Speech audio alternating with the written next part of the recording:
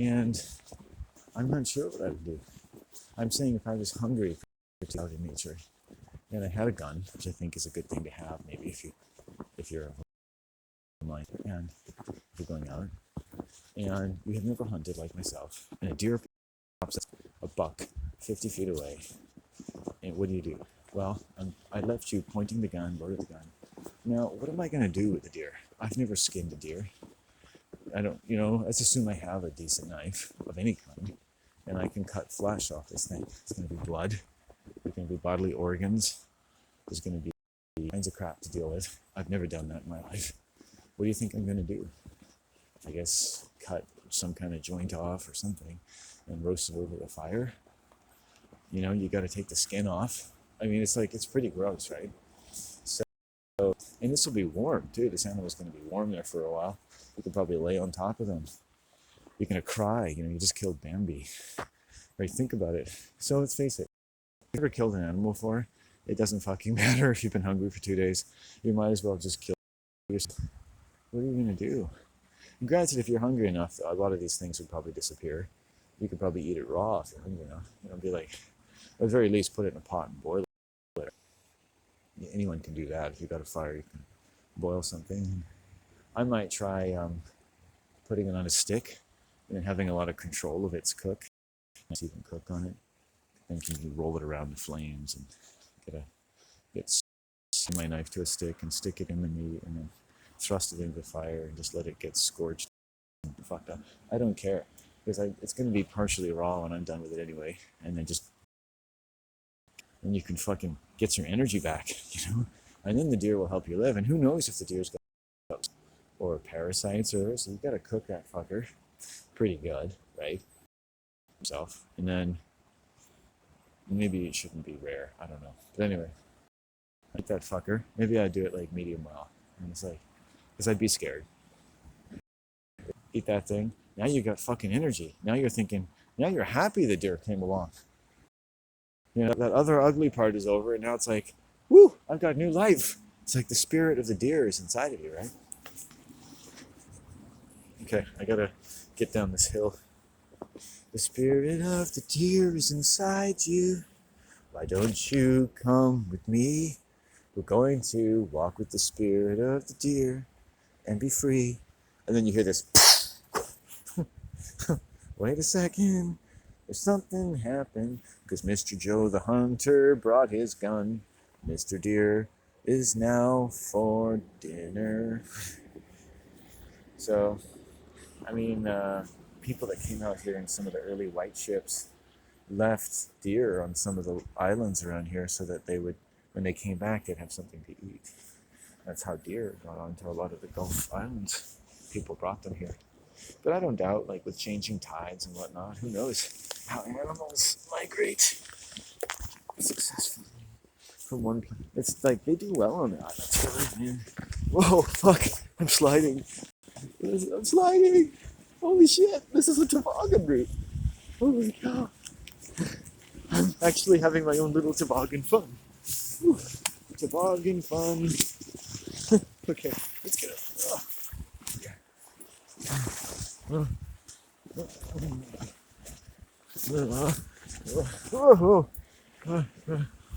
Okay, we're done. Oh, we're done. Okay. We had our toboggan fun. Now we keep walking. Sing with me. This is the day that Captain Joe got lost in the woods. Froze to death. Wow, really? Yeah, watch it from beginning to end though, because Captain Joe is such an amusing man. He doesn't know what's coming. Listen here. He talks about safety and caution. His little ones, Captain Joe is always safe when he walks around outside. Crevice? Whoa! Oh, well, Captain Joe is stuck in a crevice. Aside from chewing my own arm off, I think this is it for Captain Joe. I hope you find this. Tell my mom I love her, and I miss her. And heaven, it's a wonderful place. But right now, I'm suffering immensely, so I'm going to take my knife and poke. You might see arterial spray. This is Cap signing off. I'm going to put the camera here so you can watch the last 30 seconds. Maybe my mom could use it as a snuff film and make some money. for the future, you know? Okay. See you in heaven, Ma. See you in heaven, Ma. See you in heaven, Ma. I will see you in heaven. See you in heaven. See you in heaven, Ma. See you in that heaven now. Don't you know it's heaven? So I slid down the hill.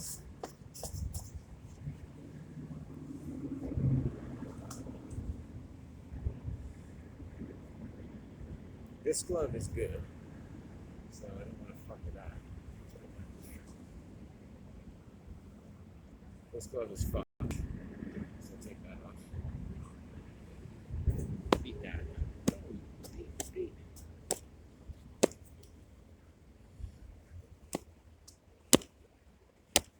Just gets the snow on.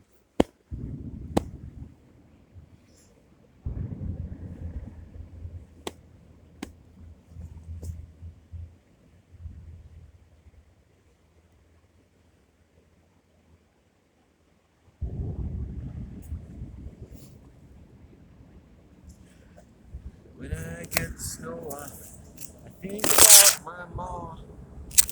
Of the wild game yesterday that I saw. I think about my mom.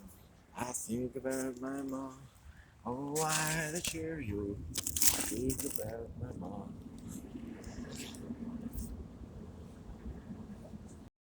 As you can see, it's all sinking. This off.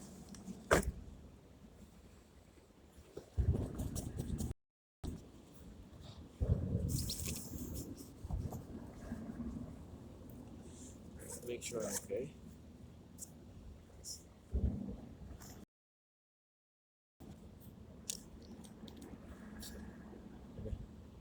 We made it where we want.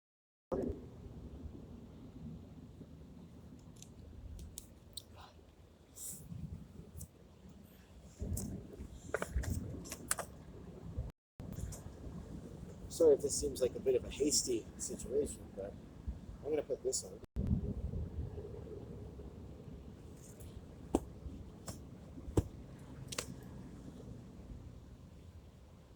Good hat. Another good hat. Kind of keeps it up. Now, this may seem a bit hasty, but I'm going to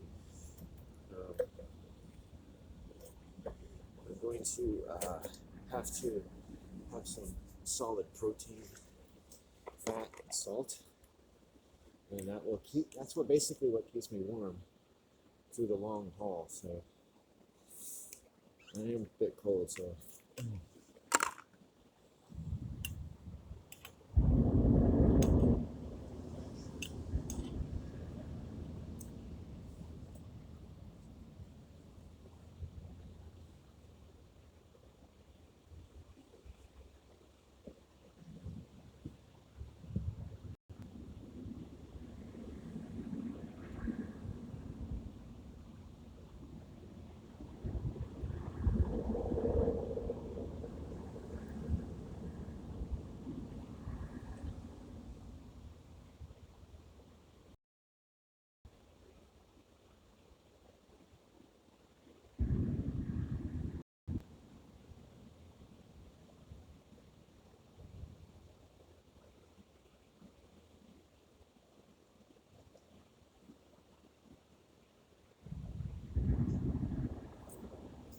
Someone walking over the train track.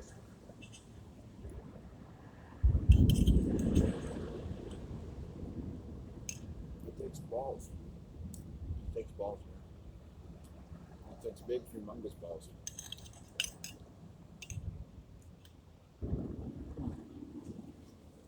Okay.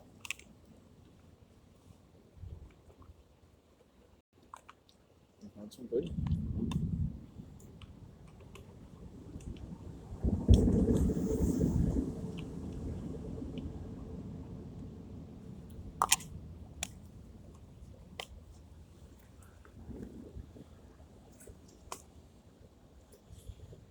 That guy should have his own sitcom called My Big Humongous Balls.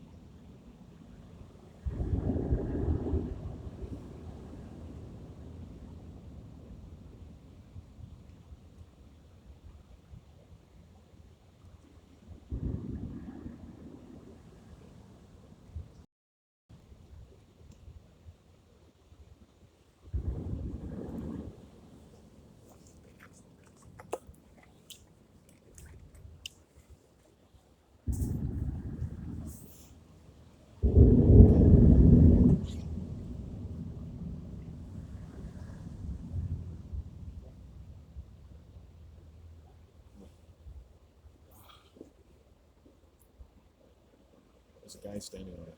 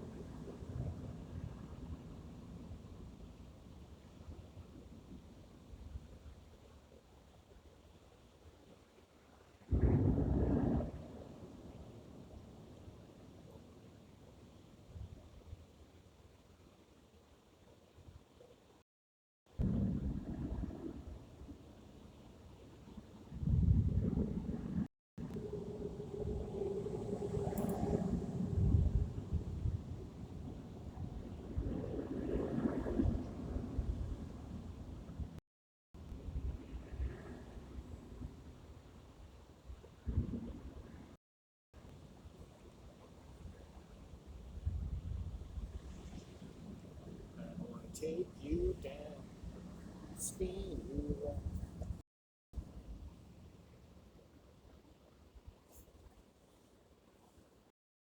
3rd Street.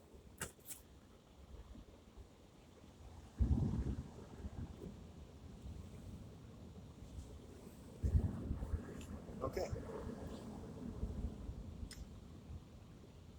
Bad over the smoke-a-thon. Okay.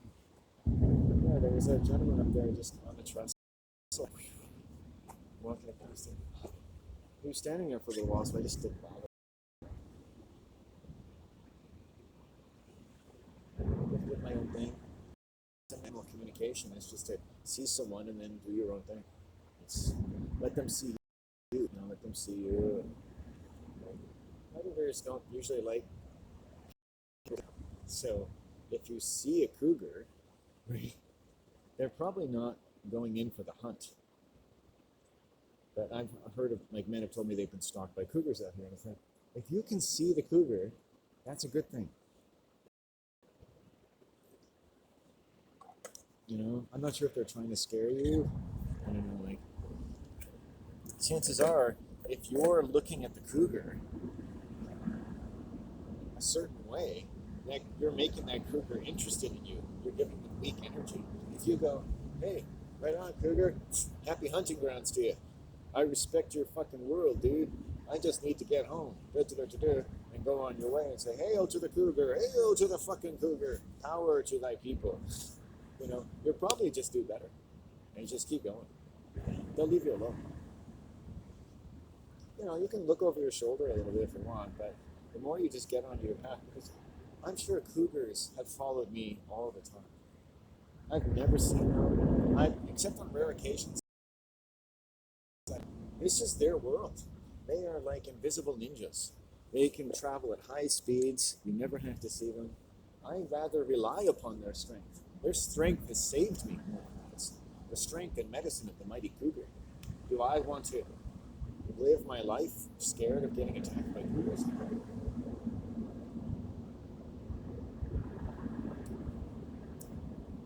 Getting attacked by an animal is like tripping and spraining your ankle. It means you've made a mistake, right? A costly mistake. You've made a bad assumption, maybe, right? Animals are never, I mean, this is Canadian parks, this is BC Parklands talking to you. Just never assume anything. Always be cautious, as a rule, with wild animals. Snakes, spiders, mushrooms, birds, owls, anything. It doesn't mean you have to be afraid, but in developed a certain kind of knowledge, then it's okay to be afraid. It'd be better not to be, but you might as well be honest. Right? I'm afraid of bears. You know, I'm afraid of the owl. That's my own medicine. I'm afraid of my own fucking medicine. And I finally discovered from a native healer why. Because owl medicine people tend to make people nervous without knowing it. So throughout my life, people have behaved toward me for certain reasons because I have a powerful owl medicine. And which is why, over time, without knowing it, I thought that people just seem to want to tell me the truth about difficult parts of their lives. And or be violent. So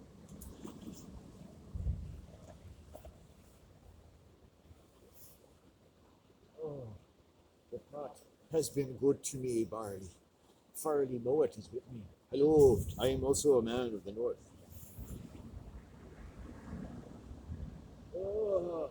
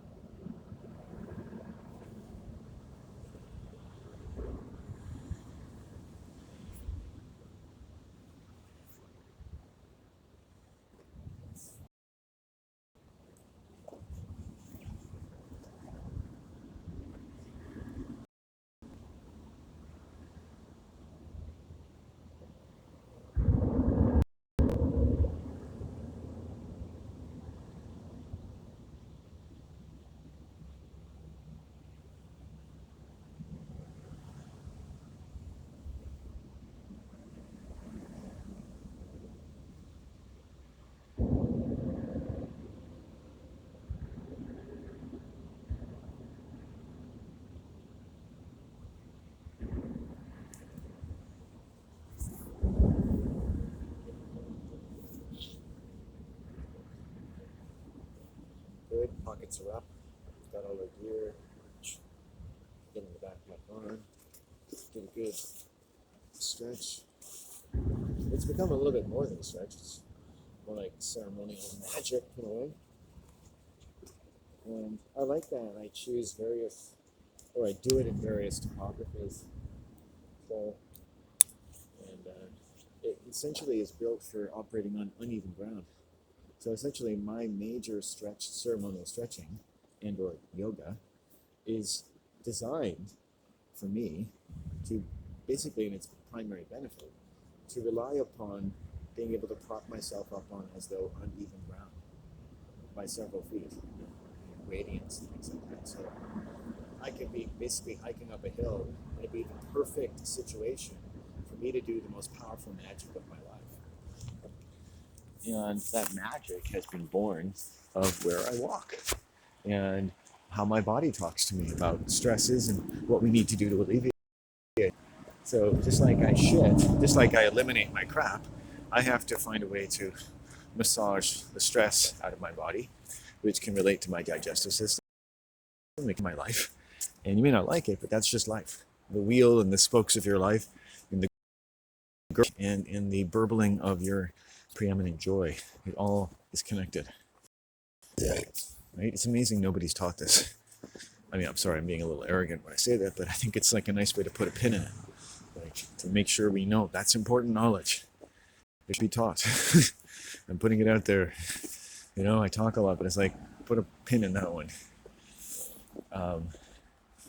You know, and notice that like healers tend to go either into the realm of magical thinking. Your body is a sacred tetrahedral system that is born because you're an indigo blue healer, yellow tan theta, to basically behave in a way so that people treat you the way that you desire. So yeah, that's why it has to be personal. This isn't knowledge that you can turn into a religion. It's like, it's basically what everybody already does. It's already there.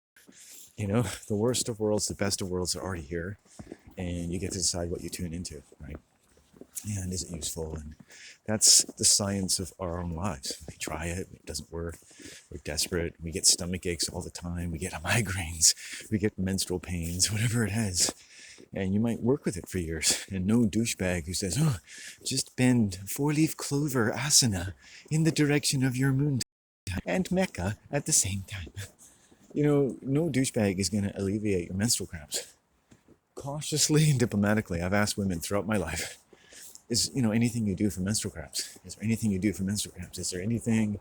No, nothing. Nothing takes away the pain of menstrual cramps. I'm like, fuck. Because I've had intestinal disorders like that.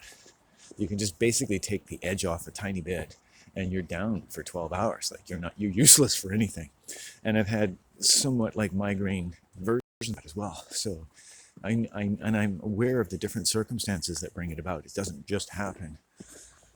And working with that, and sometimes even domestic abuse for years, right? So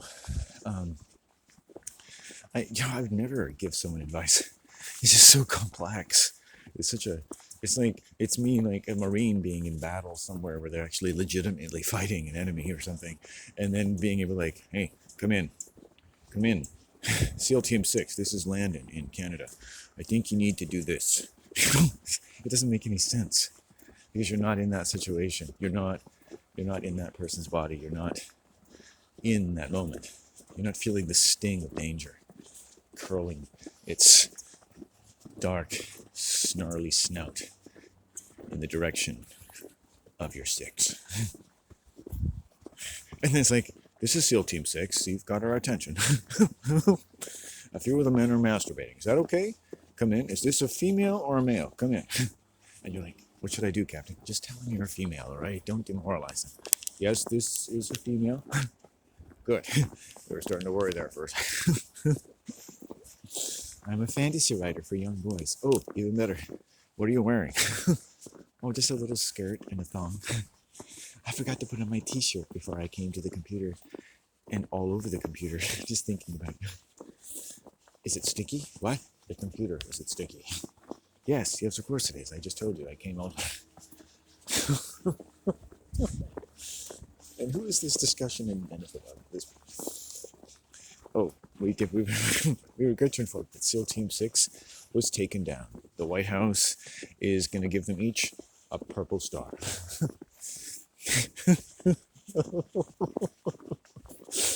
My job is done here. Thank you, Captain. Can I call you Captain Kirk? My name is Captain O'Reilly. Okay, Captain O'Reilly of the Starship Enterprise. Actually,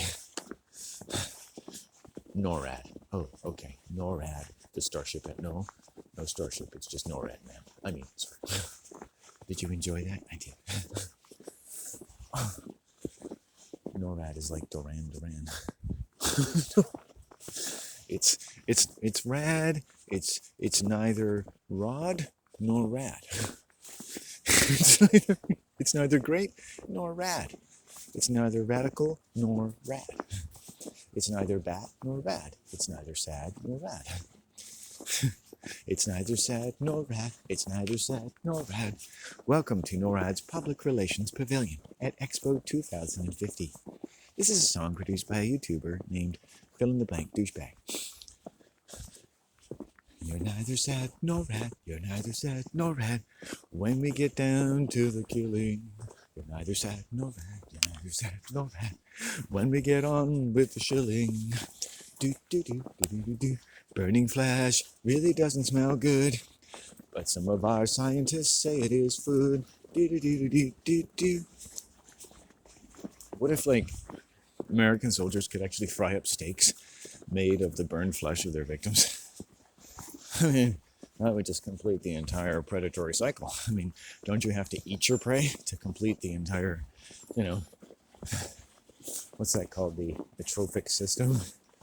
You need your trophic satisfaction, your trophy.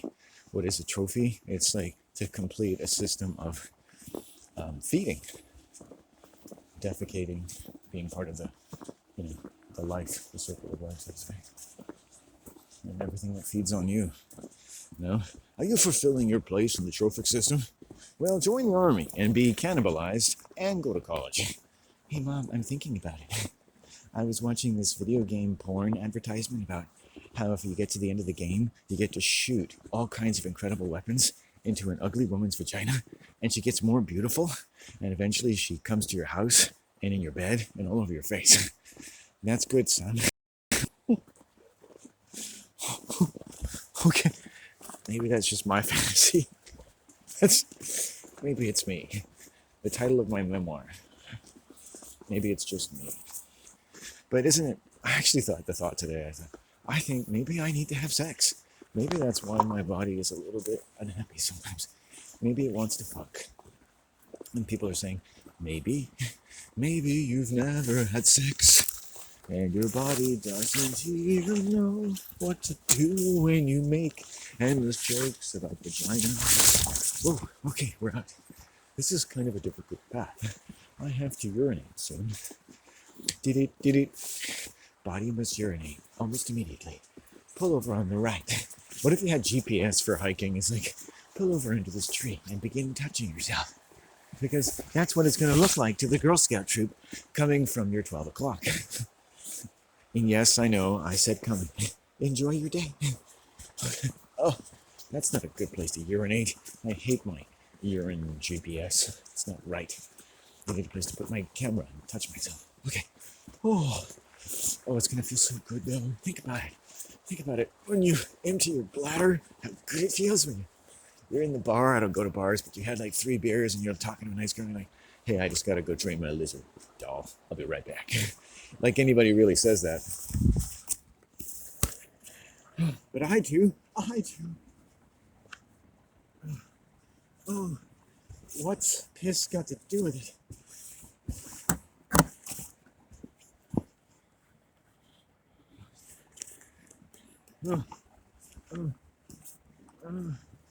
Don't hurt yourself, dude. Oh fuck.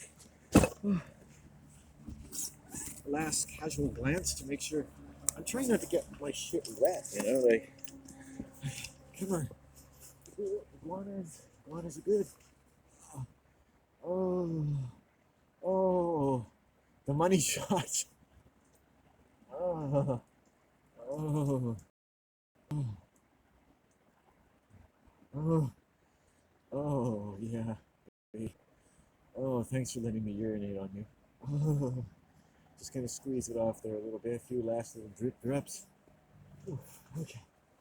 Oh, narrating my own life. It's like, this is basically what guys do every day.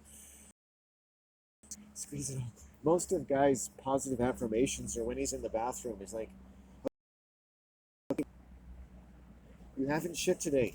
You know you've got to do it. Come on, good boy.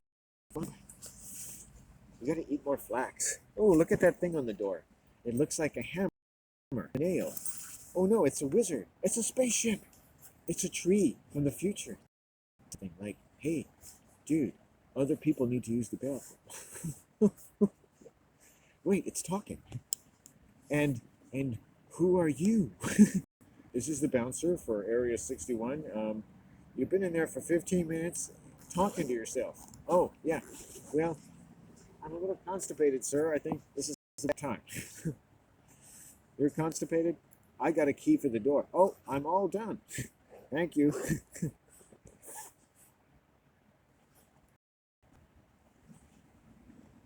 My humor leaves a little bit to be desired. Kind of like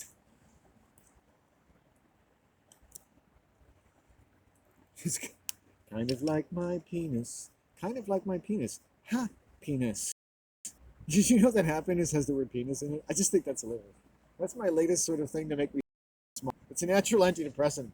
Happiness. We put the word penis right into our happiness.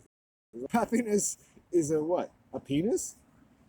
Most of our happiness is made of penis, and 3/5 of our penis is made of sin that has to be hacked off. So it's more like happy. Happiness, you got stuff happening with your penis. You don't want happiness. You just want to be a little bit happy. You want to have a little pee, but don't have happiness, because then they're going to take 3/5 of your penis away from you. You notice when you get too happy, something bad always happens to your penis. It's like, oh, I'm masturbating. Oh, the door is open. Honey, it's time for dinner. Oh, oh, it's a condiment, Mom. Squeezing it off. Oh, honey, I didn't need to see that, but it's a